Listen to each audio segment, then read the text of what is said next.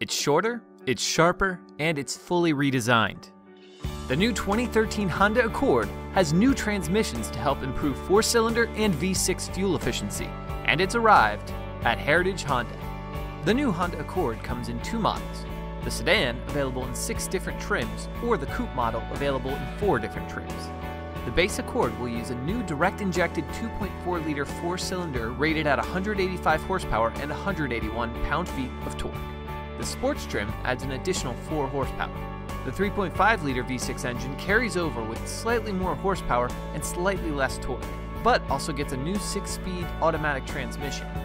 With the CVT, the 4-cylinder Accord returns an estimated 27 mpg city, 36 mpg highway, while the new 6-speed automatic helps the V6 achieve 21 mpg city, 34 mpg highway.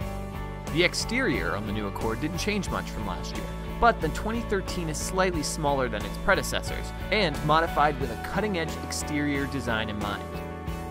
The 2013 Accord will feature the new Honda Link connectivity system that integrates internet audio streaming, social media applications, and cloud-based content through iPhone and Android apps. So why wait? Come on down to see the new 2013 Honda Accord at Heritage Honda.